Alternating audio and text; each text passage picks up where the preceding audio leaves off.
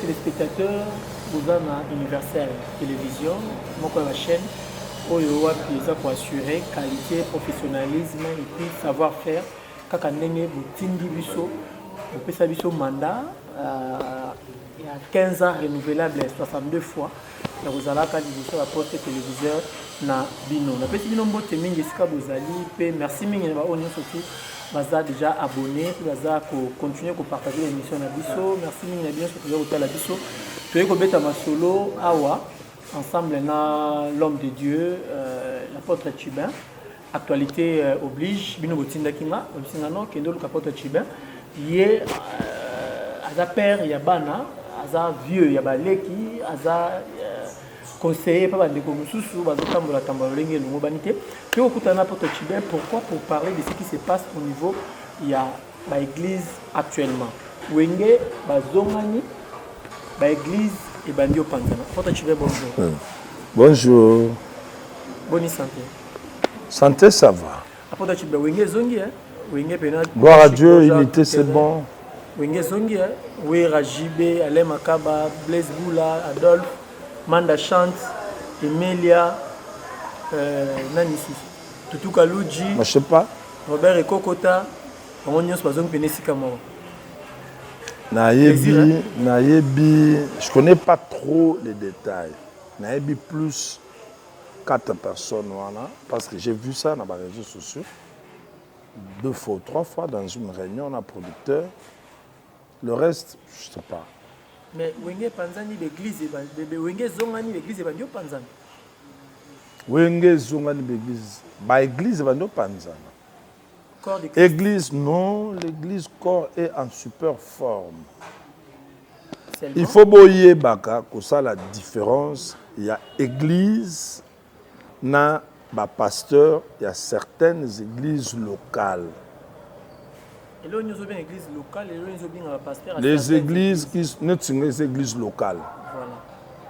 Mais qui forment le corps du Christ. Qui fait partie du corps du Christ. Voilà.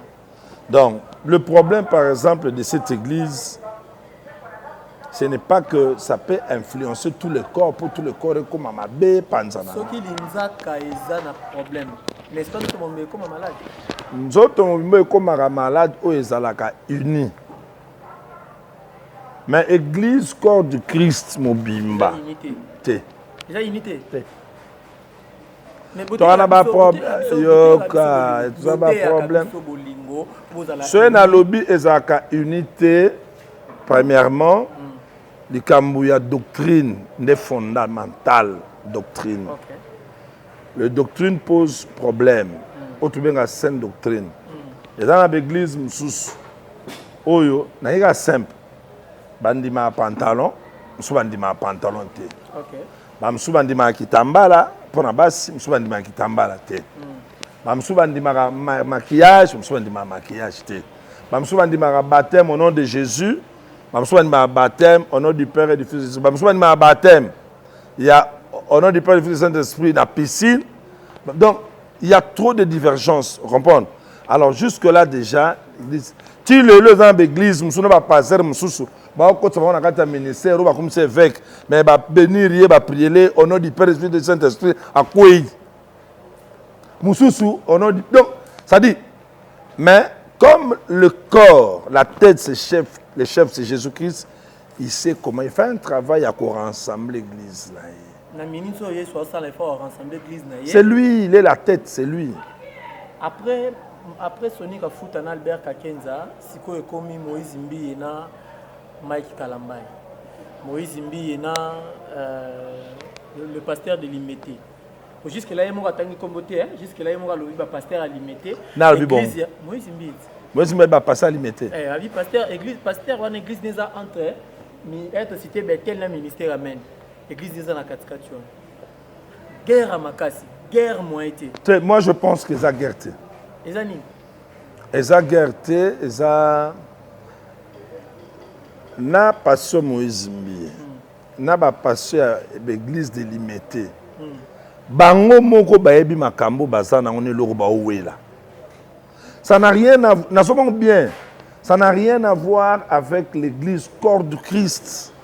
Mais comment ça n'a rien à voir? Mais attends, par exemple moi ici à Bandal. Par rapport à une église tous autant ça n'a bandimi ba répondre. OK. Il y a pas un problème. Donc yo le losuki vidéo no mo bimi ya sex tape. Et vous dérangez l'église comme ça. Non, les exemples mal pris na rondi mango te po ekotika la kobimate. Omoni ezandene. Moi je fais 10 ans à la télé. En aucune fois moi j'ai insulté. À même pas une fois. J'ai fait 10 ans à la télé. Il y a ton frère, ton collègue Mike Kalambay. Il est pasteur comme toi.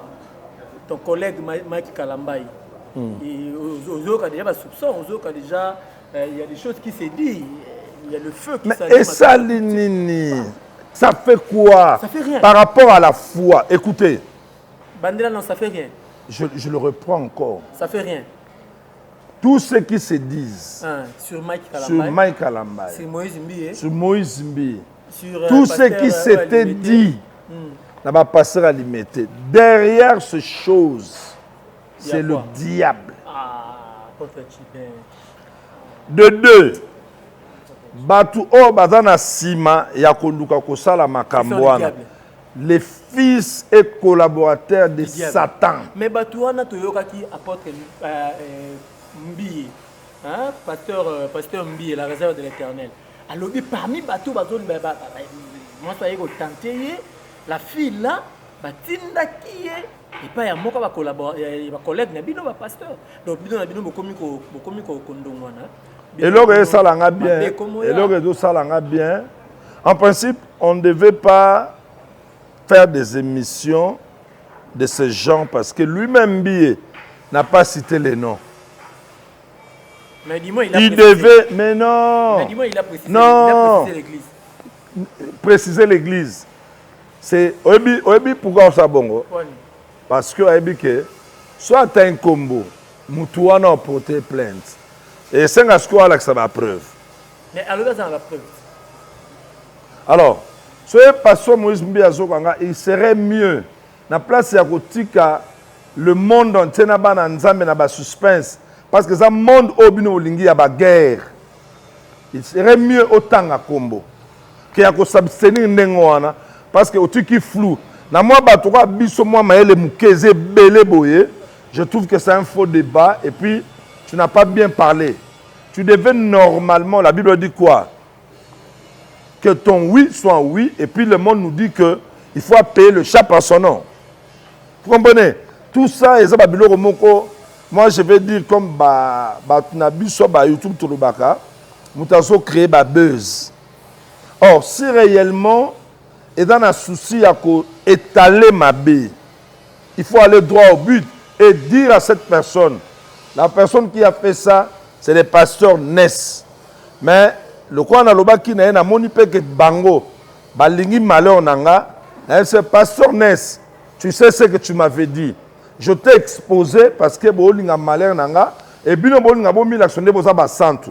Si tu oses encore, ba preuve na nango na ko exibango. Oloba. Est-ce oloba? On a conseil aux autres ça pasteur Moïse. Mbalamoko. Alors il y a okende omoni limité entre non, ça c'est lâcheté. Pardon? Lâcheté. Qui est lâche? Pas Sombi. Apôtre Chibin. Oh. Apôtre Chibin. Mais tu dis Nani lobby. Apôtre Chibin. Nani lobby. Qui est lâche? Oh là là. Moi je pense tu poses des questions pour ne pas évoluer. Mais non, je voulais poser cette question. Enchaînement ya baïdé nangeza clair. Voilà, bon, pasteur Mbi, voilà. Le fait de ne pas citer le nom de la personne, soi-disant pasteur, qui avait envoyé une sœur et a tenté, sache que au Saléli l'a acheté. C'est clair. Les spectateurs, continuez à vous abonner. Ici, Guichot commence. Partagez l'émission. Il y a la télévision, il y a Mboka. Il y a émission, il y a les simples messieurs. Les simples hommes de Dieu l'homme barbe blanche et bandaki déjà donc todo kende déjà benga bango baya kotala et puis s'abonner vraiment massivement apôtre Tchibin lelo na âge yozana âge ministériel na âge normal âge physique na âge ministériel na yozana est-ce que au coquille ko apporter nini na guerre oyo eza entre oyo c'est quand on a une question guerre oyo entre pasteur Moïse Mbiye na frère naye Mike Kalambay. Il n'y a pas une guerre entre eux. Il y a quoi? Guerre exacte. Il y a quoi? Attends. Toyoki que pasteur Moïse, pasteur Mike Kalambay. N'a pas exemple. N'a pas exemple moi la guerre. Asa entre la vie ou la mort. N'a pas exemple moi la guerre. Il y a pas pasteur. Russie na Ukraine. Moni ba bombardement hein. Wande guerre, on sent bien que la guerre a commencé.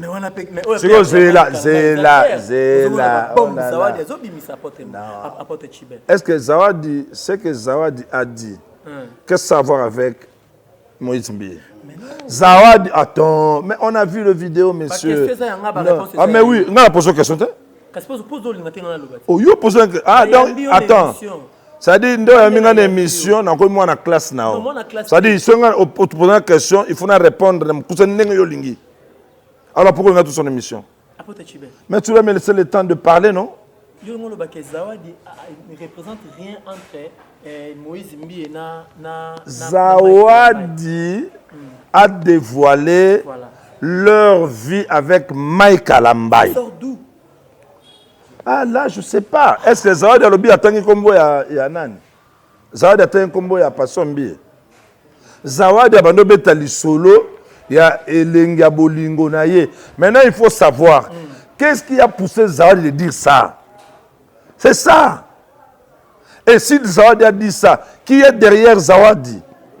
Alors, est-ce que Marambo Zawadi a lobby la guerre za Moïse Mbiye na passé Mike? Non. Guerre za. Au moment hein, Poutine ko à l'axi pendake il faut Ukraine va sentir a betango pas et pas le biboye barake Satan déjà na pointe et l'axi pendake ba yo so ba kotango ba yeba ke ba okutana nae s'il y avait réellement une guerre entre le pasteur Moïse na pasteur Mike Kalambay, qu'est-ce que pasteur Moïse a dit directement contre Mike et qu'est-ce que Mike a dit directement contre Moïse? Il ne faut pas fabriquer les mots, bino ba journaliste. Na ba tumsu so mo kili balandara de partout. Eh yindi église kabani wat. Bazar église mon côté. Est-ce que tu sais que le frère Mike Kalambay vient de démissionner comme ambassadeur Yamadjabou? C'est une information ou c'est une confirmation que je te donne? D'abord, naïe bien côté et puis ça non national. C'est une information. C'est là. Est-ce que Madjabou c'est une église? Je ne parle pas de l'église. Mais écoutez-moi évoluer. Écoutez-moi évoluer. Oh là là. Le pasteur Moïse Mbiye, fidèle téléspectateur, vous avez une vidéo, l'émission que je viens de faire il n'y a pas longtemps. Il y a audio, il y a culte. Il y a pasteur Moïse Mbiye. Il y a Lobaki. Complot nini oyo ba proche na ye moto oyo ya memaki à présenter parce que comme il y a Madjabou et il y a Kepaï na. Est-ce que Moïse n'a qu'à matin na bay bongo? Je m'adresse aux fidèles téléspectateurs. Ah OK. Voilà.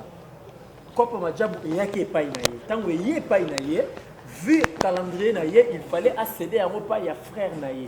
Et son frère a fait ce qu'il a fait, c'est Onyoto Komi Lelo. Voilà, donc Lelo, le courant ne passe pas entre les frères, le pasteur Mike Kalambay et le pasteur Moïse Mbiye. Maintenant, nous sommes venus chercher l'apôtre Tchibin. Oyaza Kulutu na bango. Oyazali papa na bango ne mo kalinga koloba. Lelo lo bien moté olobare bango ba bana. Non, ils connaissent. Lelo comprendre que baba collègue na yo, yango collègues dans le travail mais voilà. Par rapport à l'âge, ce sont des enfants. Lelo Moïse Mbiye. Nous parlons de fils Moïse Mbiye. Voilà. Moïse Mbiye, il est fils. Frère Mike Kalambay Passo, il est fils par rapport à mon âge ministériel. Babana, Mamanzambe. Ce bango moko baye biango te na informé bango na bongo la mutema na 1981. Et aujourd'hui, je suis devenu pasteur, j'ai fait 25 ans naki pasteur. So bango mo ba potanga na ba ajouan. Ba oye ba so na camarade na bango, to na tata na bango, to na leki na bango. Oui, beta to le koza tata na bango. Effort ni osala pona otaki mia na makamyo sele. Na oto oye bisobo, église corps du Christ et d'abord l'église corps du Christ était makamyo yo moko papa. Non non. Papa est-ce que attends. Yo moko père spirituel na bango. Père hein. Papa oyo azana âge ya papa na yo. Oyebani na ete ko finga na nzela. Tango respecter le papa na yo. Tikoyo papa wana azaka na droit il faut yebisa ko makapana ke yo yebiete. O respecter tant que père papa nengo monelier. Morphologie et tout ate papa nanga. Papa mso c'est dans la place. Papa botio. Et éducation bonne éducation na yo. Au moni batumsu batandene. D'abord, tozu lignée ya Bethel. Pour l'instant, c'est pasteur Moïse Mbiye qui est représentant légal na Bethel. Ana lignée na outi nango. Azana ba père na ye. Oyo balaksana ba né na ye na katia Bethel na communauté. Si on se connaît et on se parle comme ça, na makam oyo, si je remarque réellement qu'il y a une guerre entre Yé et l'autre et que j'ai quelque chose à lui apporter, non, Yé bisaye. N'appelle cet exemple. Si c'est un problème de pasteur Godin Pouy ou de pasteur Kazad, des pasteurs que moi je côtoie, pasteur Espérance, non, il y a, bonjour pasteur, nangana sola na yo, tala na yo ki, okenai ku discuter na waze quoi. Alors na nenge na ebelio, et le wana eke bien te, à la prochaine, ko salangote. Sora yoki, ayoki, bonsoir boy. Je ne parle pas comme je parle à tous ces gens, hommes de Dieu que je viens de citer. Na solana mbi et bongote, na solana Mike bongote. Et puis je ne peux pas quitter ma kamnanga pour le luka bango pour un conseil. Non. Papa, bazana batwe belé tout autour na bango. O bazo réfléchir le kolanga. Soit ba pesi bango conseil ba yoki, gloire à Dieu. Soit ba pesi bango conseil ba yoki, c'est le problème. Nande kona yope matusa mo lobaka boy. Toye to tunyo makambu mususu yo lobaka boy baluka ngate donc il faut ba longa kuna ba yo luka. Yope sa conseil. Moi ça m'importe peu pourquoi il faut baluka nga. Baluka ndé. Na sola na bango tene na sola na yo. Na sola bango te. Na bango mbi moi na ya apôtre mbi mu ya la ya ami moyembi akomi pasteur te bien bonga ibani déjà. Mais Kalamba est pareil. So il faut qu'on ait le luka bango. Non, on va prendre. Donc, on a un installé, on a papa Mbiye, mon frère Mbiye, t'as là vraiment Makambodo Bagiwana. Est-ce d'abord au Yambanga? Mike a en Atlanta. A un soin pour la santé, avant d'y so il faut qu'on ait un numéro de bien. Mike. Tu peux ton nom qui m'a solo ya ndeko na biso Mike Kalambai.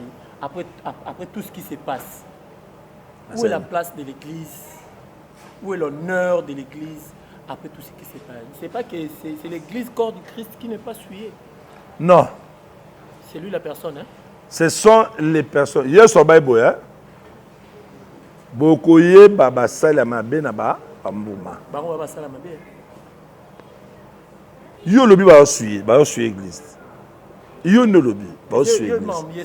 Mais pourquoi? Alors, moi je trouve que on ne peut pas évoluer parce que Nazo Kende, Nazo expliqué. Tu parles de suivre église. Ngana monsieur, suivre église. J'ai évolué pour dire que bongo bango n'abissons ensemble excusez. Tout dans la carte accord. Tout servir d'accord. Ba onyo so ba sala mabe ba sali ya mabe to koye ba bongo ba mbuma na bango. Vous comprenez? Maintenant nous on n'a pas le temps de citer Pasteur Nes musali mabe Pasteur Junior, musala mabete, misala na yo, bambuma. Tellement bambuma bololo, yangai, ezotumba batu minu. Oh, soka boti susu nzeto, en tout cas, tokoli angote. Donc, biso dans ça, prendre dans misala. Bon, après Chibé, comment on va la souka pour les téléspectateurs? Le coup là, on a misala. Misala ya Mike Kalambai. Eza mbuma bolo. Musala ne asani. Kasi obi to on a misala. Après tout ce qui se passe dans la réseau. Qu'est-ce qu'il a fait? Après tout ce qui se passe dans la réseau social, na Zawadi, na machin. Yebisanga ebe. Bambuma ya bolo to ya sukani. Neti musali ya nzambe. Oyo abimi na casque musali ya nzambe. Moi, pasteur Chibin, même si tombe 90 000 fois, je vois comme ça, je ne peux pas les juger. Au moins, il n'y a pas pasteur. Il y a quelqu'un qui a fait ne jugez pas mes ouins. Ne jugez pas mes ouins. Pendant que les fidèles ne sont pas mon travail, c'est ça la maca, le diable est derrière. Tu sais, en un mot, balandi de partout, mon kilimo bimba, il y a un travail qui se fait. Un travail bien coordonné par le diable. Bien sûr, je connais. Les Écritures en parlent. Les Écritures en parlent. Non, les Écritures en parlent. Mais comment tu nous précises? Les Écritures nous ont révélé le travail du diable. Les Écritures, la parole de Dieu. Il sait qu'il a peu de temps. Bientôt, il va aller en enfer. Il a multiplié des efforts et beaucoup de tactiques. Mais avec un seul verset, il sait que le monde sera sauvé par les serviteurs de Dieu.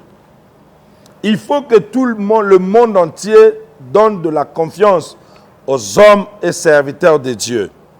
C'est que tout ce qui fait manque de prudence, il y a des gens qui ont des pièges entre autres, tout est japonais pour bapagano o baningi baye pa ya Yesu bazanga makasa ko ya ba perdre confiance bana nzambo baza déjà dans le Seigneur ba perdre confiance basala nzambo bazana bango. C'est un travail du diable. Papa, il n'y a aucune personne, aucun pasteur, par lui le monde est sauvé. Il n'y a aucun homme de Dieu, aucun pasteur qui va se tenir devant la porte. Il y a l'eau à Banotala. N'est-ce? Tu bête be mission makasi no ko kota. Bon, non, ça n'a ni chignon, kota. Non, ni suskaza azate. Ce n'est que Jésus-Christ, la véritable porte. Donc tout ça, les hommes de Dieu au bakoué na ba piège ya Satan, na forme nyonso ekei, ya mitagalisation, ya kofinga, ya koswana et tout, message nanga et pas na bino nyonso, il y a encore du temps, repentez-vous. Dieu ne rejette pas pour toujours. Il y a toujours de la place au pied de la croix, avant que le maître arrive. Pour les enfants de Dieu qui sont dans l'église, les hommes de Dieu sont prudents. Simple quoi colombe, mais prudent quoi serpent. Tu comprends déjà que terrain. Non, c'est aussi ça pendant toutes nos questions. Non, mais si ça casse. Mais il faut comprendre. Alors, Bananzambe, ayez toujours confiance aux hommes de Dieu. Et ça guerre. Na guerre, bazu masasi. Ba ka soigner bango. So simbi, babiki, so simbité, bakufi. Mais le reste, la guerre continue jusqu'à ce que la trompette sonnera pour tout retourner beaucoup nzambe. C'est ça. Aussi si. Na pemi. Au pemi. Misala ya Mike Kalambai étant que homme de Dieu, bambuma ya boloto ya sukali. Mike azana misala moko te ya mabe. Pardon? Azana misala moko te ya mabe.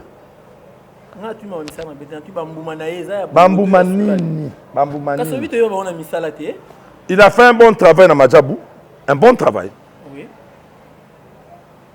Par rapport à tout ce qui s'est dit. Mais tout ce qui s'est dit, quoi ezolo ba manini, asali nini? To leki étape wana. To komi la deuxième étape. Pasteur Moïse Mbi. Oui. Depuis qu'il est pasteur, depuis le départ de son père, depuis qu'il est pasteur ordonné, pasteur représentant légal, ses œuvres dans l'évangile, bambuma lango za ya bololoto ya suka. Asa ba misala malamu makasi. Non non tout no bambuma. Bon, bambumana misala différence yani. Bambuma ya boloto ya sukani. Misala kitoko. Tangela biso 4 pasteurs. Oyo bambumana ba misala na bango eza kitoko zo la fierté ya royaume nzambe. Basali ya nzambe nyonso. Non, pardon. Apôtre Chibin. Te apôtre Chibin. Yo pona ni poani yo. Oh, obina na tanga. Bo poani yo. Kasi na bai na ngamo wote. Pona ni kasi yo. So lo ngana tanga batu mususu. Ngamo konanu bambuma sukali. Yo ningo zano ala rasire no kota lola. Na kota lola depuis na yamba Yesu. Continuez omi longo. Apôtre Chibin. Nani susu. Docteur Onésime Kazad. Pasteur Nankom Evariste. Batavaka mingi na kankenza. Yamine historien Chondo. Ana la communauté nene.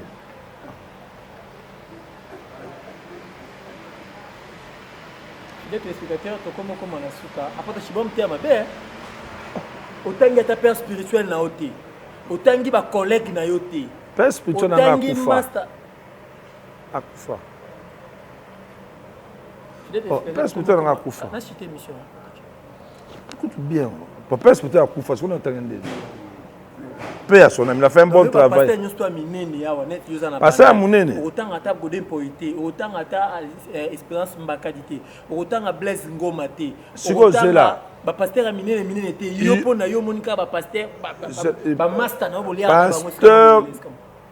Pasteur, quand tu dis que pasteur ya Mounene, mon on attend pasteur à Minene koleka Minene oyo zo kanisa, pasteur oyo tangi. Voilà, tu changer siko. Tant il y a 4 pasteurs au bambou na bango eza boulou. Non. Comment luka na téléphone. O ya bambou masukali o beti na mutu. O ya bololo comment luka bango na o tcha bango. Ba pasteur bambou bololo. O tcha bango la liste noire. Ba pasteur bambou bololo. Baza tanga bakombo. Attends. Pasteur bambou bololo. Moi je fonctionne selon les écritures. Mutu nyonso yebie na misala ya mabe. A passé à Mbouma Bololo. Netinan, Yaliboso. Oh. Tu on a Satan. Ba ange de chi. Pour passer à Bandokipe Bazali. Ah oui, ça va. Tu es vérificateur, tu comme la souka. Émission de Nafessi la Cabo. Pour apporter Chibin. Qu'est-ce qui se passe? Non, ce n'est pas une émission qui toko. Tu as fait une très belle émission. Et puis, le ça libère parce que l'andignon va comprendre liste va passer à Bambouma Bololo. Tout on a dans ce pays dans ma case. Satan et ses acolytes. Vrai ou faux autour de Awa Siko yoke Zawadi Namai Kalamba eza dossier solo, mais Satan est derrière ça. Donc ça, solo santé derrière ça, c'est-à-dire quoi? Mais c'est-à-dire que Makamouzawa a lobby sa vérité, mais c'est préparé par les diables. Non, moi je n'ai pas dit que Makamouzawa a lobby sa vérité. Non, non, il y a un journaliste. Tu as un vrai ou faux? Non, non. Un vrai ou faux? Mais faux. Bon, faux casse. On va créer là un débat pour n'importe qui. Pour les mettre en quatre. Tu as un vrai ou faux? Ah, mais la séparation comme on banga faux. On a bangité. Nabi faux. Moi je suis le simple monsieur. Nabi faux. Voilà. Vrai ou faux? Au tu koloba awa que. Na pasteur nyon surtout ya bandal yondo za pasteur ya vrai. Vrai. Vrai ou faux outi koloba awa Moïse Mbiye aza collègue na yote aza fils spirituel. Vrai. Vrai ou faux outi koloba awa ke makambo ezoleka entre Moïse Mbiye na Mike Kalamba yoko okota ngote po ba master na yote. C'est une question na tu na toujours demande. Tout ça na vrai ou faux? Hein? J'ai pas bien compris la question. Question vrai ou faux outi koloba ke vrai ou faux outi koloba awa ke guerre o ezoleka entre Mike Kalamba na Moïse Mbiye yoko okota ngote parce que baza ba master na yote baza ba fils vous avez la bonne relation. Vrai. C'est pour comprendre. Mais j'ai répondu non. Vrai. Vrai ou faux outi koloba awa ke Moïse Mbiye aza lâche parce que aboyi kotanga kombo ya pasteur oyo azo. Vrai. Vrai ou faux olobi que Moïse Mbiye aza lâche? Vrai. Fidèle téléspectateur, tu commis à Souka, dès qu'il y a les bonnes choses ne durent pas. Après, tu bien merci. Merci. On a l'occasion, on peut si tu tourner, on a essayé à moi, on a essayé à chaleur. On a ma place à clean, ma place à nini, mais tu joues na essayé à chaleur, ça ne passe pas le carreau.